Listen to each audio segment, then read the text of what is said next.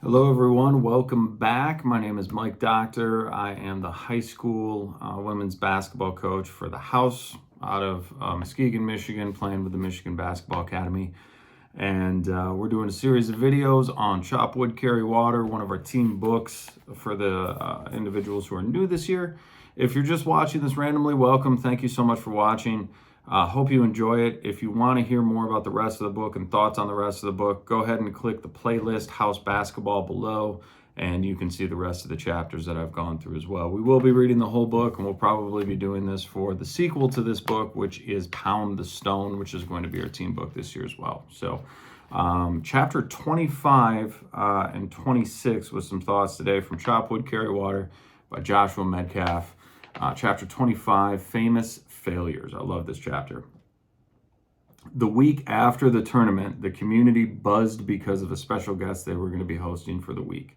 Jackie Chan was to be arriving later that day and speaking to the group that night, and John couldn't be more excited to get to meet him. When Jackie got up to speak, he said he wanted to talk to them about the importance of failure, and that failure can be an incredible launching pad if you have a growth mindset. He said that a growth mindset is believing that anything that happens to me is in my best interest and an opportunity to learn and grow. Mr. Chan began to share a list of people who became famous after persevering through many continuous failures. It was 1937 when Theodore Geisel's first book hit the market after being rejected 26 times by different publishers. He went on to write a few books you might have read, such as Cat in the Hat, Green Eggs and Ham, and Oh, the Places We Will Go. Einstein's teachers labeled him mentally slow. He didn't speak until almost 5 years old, and he was expelled from school. Ben Carson was told he was stupid by teachers, and they made him sit in the back corners of the classrooms. He eventually became the first neurosurgeon to ever separate Siamese twins attached at the skull. Oprah was fired and told she was, quote, unfit for television. David Sanders' famous chicken recipes were rejected by over 1,000 different restaurants, but you've probably eaten at a KFC. A young engineer named Soichiro wanted a certain engineering job at Toyota. He was very upset he didn't get it, so he left and started a brand using his last name, Honda. Henry had multiple businesses fail under his leadership, but eventually he created a little company called Ford. When he was fired from a local Kansas City newspaper for, quote, lacking creativity and having, quote, no original ideas, Mr. Disney's original ideas still draw billions to his amusement parks and movies every single year. At 30 years old, Steve was fired from the company he created until Apple begged him to come back and save the company years later. Tom was told he was too stupid to learn anything. But Mr. Edison did invent the first light bulb along with at least 1,093 other things. Their group was told they have no future in show business, but I bet the person who told the Beatles that might have eventually found himself with no future in show business. Stephen was rejected from the University of Southern California 3 times and eventually dropped out of another college. He created a few movies you might have seen, like Jaws, Jurassic Park, and Indiana Jones. Roland Husey had 7 straight businesses fail until he started Macy's. A young singer named Paul's sample tape was continuously rejected and recorded as not suitable for us. But those same people perked up their ears when Bono and his band U2 eventually became some of the most successful rock stars of all time. Akio's company was so broke that they started making rice cookers that didn't work very well at all. But after many years of barely keeping the lights on, Sony found its niche. Winston failed the 6th grade and was beaten in every election he partook in until becoming the prime minister. His last name, Churchill, is now synonymous with the stalwart leadership that helped the Allies defeat Hitler in World War II. Abraham failed at seemingly everything he put his hand to, including multiple businesses and runs at office. But President Lincoln eventually got a couple things right, like saving the Union and the Emancipation Proclamation. Jerry froze his first time up on the big stage, and he was consecutively booed off of it. His television show about nothing was laughed and ridiculed at until Seinfeld became one of the longest running and most popular shows in television history. Vincent only sold 1 painting during his lifetime, and he was a true starving artist, but Van Gogh's paintings together are worth billions. Mr. Presley was fired from the Grand Ole Opry in Nashville and told to go back to driving a truck. Elvis was able to buy many trucks in his lifetime while selling a couple of records along the way. A shoe company was on the brink of bankruptcy for over a decade, but they really took off, and Nike is still doing pretty well today. Ludwig was completely deaf, which made playing the violin and composing music very difficult. Apparently, a few people still play Beethoven's music today. Jackie Chan paused, and every eye in the room was locked on him. He continued, "I'm grateful these people didn't give up, and I hope you don't give up either. Because your failures, shortcomings, and challenges can either end up as your excuse or your story. I hope you choose courage, curiosity, and persistence, because those are the stories worth telling." Having watched all of Jackie's films with his father and Jordan growing up, John was a huge fan. But it wasn't his movies that John was still thinking about that night as he lay in bed. Instead, it was the incredible stories that Jackie told. John never realized that so many of the people he admired had gone through such adversity throughout their lives.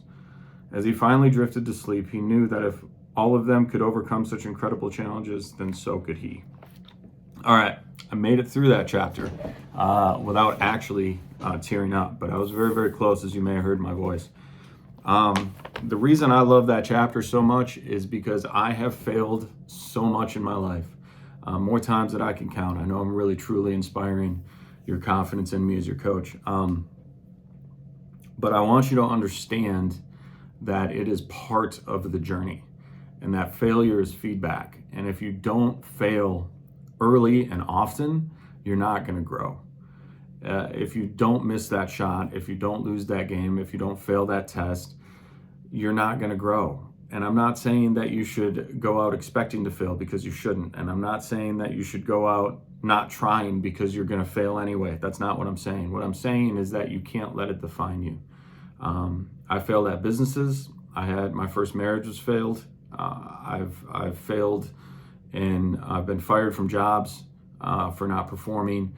There's been a lot of setbacks in my own personal life, and I'm very grateful for those things. And the reason that I get so choked up in that chapter when reading that chapter is simply because without those things and without those failures that seemed so devastating at the time for me, I wouldn't be able to be here sitting talking to you today about what I'm talking to you about. And I'm so grateful for that opportunity. I love doing this, and I love coaching, and I love sharing those failures. I'm not embarrassed about that. And you'll hear more about them as the season goes on.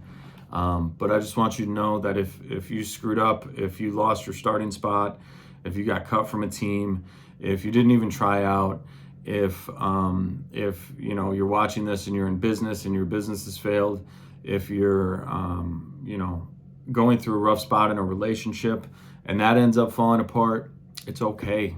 It's part of the story. It's perfectly fine. There's nothing wrong with that. It doesn't define you as a person, and it doesn't make you a worse person simply because you failed. How you handle it, though, is what's going to make the difference. And if you handle it with persistence and grit and gratitude for the experience and what you can learn and what you can grow from, that is what's really going to define you and really going to help you move through. So I love that chapter. I hope you enjoyed it too. All of those stories are true. Now we'll move on to chapter 26, The Illusion of Partially Controllable Goals. This chapter is a little bit longer, so bear with me. I'll try and keep the synopsis really short so we can stay right around 15 minutes. The Illusion of Partially Controllable Goals, chapter 26 of Chop Wood, Carry Water.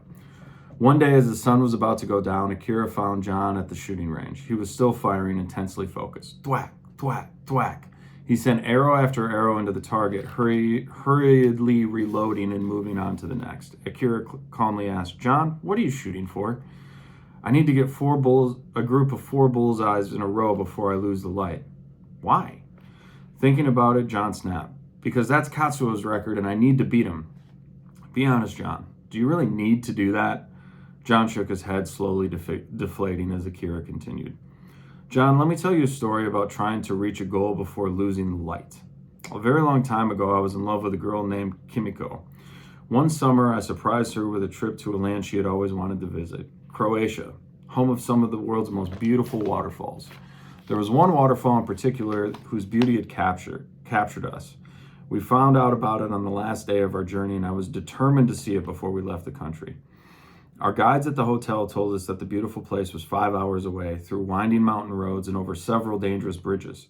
So we broke away at dawn and began our journey. After driving trucks for a living, I was confident I could navigate the difficult roads and terrain in plenty of time to get there. According to my calculations, we would arrive at the waterfall halfway through the afternoon at the latest. I drove us through the winding mountain roads like a madman, but all my crazy driving was nothing for what arrived at our first sign of trouble. The first bridge was no bridge at all, but a car ferry on a wide lake, and the next ferry didn't leave for another for another hour and a half. We took some pictures of the beautiful ferry, and I tried to enjoy the view and the journey. Truthfully, though, I was not enjoying any of it because my sole focus was achieving my goal, getting to the waterfall, and I wouldn't be satisfied until I made it there. Determined to make it up our lost time, we were the first people off the ferry. We stopped at the toll booth on the mountain road where the operator informed us, despite my calculations, that the waterfall was an hour away. Wasn't an hour away. It was more like 2 hours in the muddy roads. As we drove, Kimiko asked me, "Do you want to do something else? I just want to spend time with you. It doesn't matter what we do." I shrugged her off as if she just suggested we ride a wooden horse instead of experiencing something truly spectacular. I were going to make it to the cascading waterfall. I began to snap at Kimiko, irritated at even the slightest inconvenience. I wish I could say I was enjoying the journey, but I wasn't. Instead, I was angrily focused on how quickly I could make each turn around the road, instead of enjoying the beautiful vistas around us. I could not get my mind off my goal. And with the sun passing overhead, I knew we did not have much time. We finally arrived at the trailhead to the waterfall, but as we got out of the car, we saw that even the man and woman running a roadside stand nearby were beginning to pack up for the day. I asked them frantically, "How do I get to the waterfall?" "It's too late." "How do I get to the waterfall?" "It's too late. Come back tomorrow." "We leave in the morning, and now's the only time." "How do I get to the waterfall?" The waterfall was several miles away. It's about to downpour and the trail is not easy. It's a very bad idea. You can't make it there and back. There isn't enough light and it's very dangerous. You'll be in the middle of the forest with no one around to help you if you get in trouble. But I refused to listen to them. Instead, I pulled Kimiko with me, ignoring the ominous clouds that gathered overhead and the rapidly fading daylight. I had now traveled for over 8 hours to experience this beautiful cascading waterfall, and it was too late to turn back and admit defeat. Even Kimiko's persistence began to wear thin as we trekked through the mountains. I'm sure she asked if we could stop and just go somewhere else multiple times along the muddy trail, but she might as well ask the statue because I just kept going. As we crossed the first bridge, it started to rain. I stopped to get a photo of her running across the bridge, and then I ran on it. It was muddy and hard to get good footing on the bridge, but we kept going. Occasionally, I looked back to see if I could still see her. We passed 2 other travelers on their way back down the mountain. I asked, "Is it worth it?" And they replied, "It's amazing, but you'll never make it in time." I told Kimiko to walk back with them, and I pressed on. I took off running. It started to rain, but I ran harder. I came across a pond in the middle of the path, and I could barely get around it. The light was getting worse. I kept running hard, although the hills were making my legs burn. I got to the top of another one, and reality finally set in. I could make it to the cascading waterfall, but then I would have no light for a difficult, even with sunlight, trek back. I was in the middle of a foreign country. There were wild animals in this forest. Kimiko was worried sick, and I had abandoned her. It was pouring rain. I had not eaten all day. The rainstorm was killing the last bit of sunlight. I was not going to reach my goal. I would not experience the cascading waterfall. I screamed at the top of my lungs, and I cursed the rain and Croatia. I had sacrificed so much to achieve my goal, and I was so close, but I needed to turn back. I screamed and cursed at it all again, and I finally turned around. John, this is where I learned the truth about partially controllable goals. They are very alluring, but very dangerous. Things like winning, rebounding, sales, or beating your opponent's records can distract us from what's more important, the person we become on the journey. That day, my focus was on the partially controllable goal. I spoiled the journey, my character, my health, and my relationship in the process. I compromised the things that are not only important to me, but the things I spend my life trying to teach others to do well. Cascading waterfalls in life are sexy and alluring, and I hope you get to experience some of them. But if we focus on them instead of true mental toughness, we so often end up compromising all the things that truly matter. Sometimes we make it to the waterfalls, but many times we do not. Regardless of whether we achieve our goal or not, there's always a path of true destruction in our way. True mental toughness, having a great attitude, giving your very, very best, treating people really, really well, having unconditional gratitude, regardless of your circumstances. It might be easier to justify the wake of destruction when you achieve the goal, but it's even more reality check when you do not. John, a wise man, once said, you can go chase a dream, but sometimes you look back and there's a trail of tears behind you. And usually those tears are your wife and kids. I have no wife and children, but that day I learned the truth that focusing on partially controllable goals can be much more of a trouble than it's worth. John nodded, looking up as the sky faded down around them. The light was now gone for shooting, but he felt relieved and his body felt lighter. Thank you, Akira-sensei. I think I needed to hear that. I can really get derailed sometimes when I get focused on what I want. Akira nodded. I know, John. I still have to relearn this lesson too sometimes. John grinned. So maybe one day we'll both learn? Akira just smiled back. Yes, John. Let's hope so. All right. That's a cool chapter, and it goes back into the reasoning why I don't care so much about wins and losses. I care more about who you become as a human being, who you become as a person, in the process of what we go through together as a team. Teamwork will never go out of style. Your contribution to a team, no matter how big or how small, will never go out of style. And I really, truly believe that if you can learn some of the intangibles that come along during this season, and as you're trying to achieve your different goals throughout life, you're going to be better off for it. And it's going to be much more gratifying than actually just hitting that sales number, winning that game, making that last free throw, making the winning shot for your team. I've done all of those things. And at the end of the day, I only vaguely remember them. The things that I do remember, though, are the people that I help and the impact that I have, and the lessons that I'm able to learn myself and hopefully pass on to others as we continue to go through this process together. So 17 minutes, I went a little long. Thank you so much for listening. We'll see you next time. Bye now.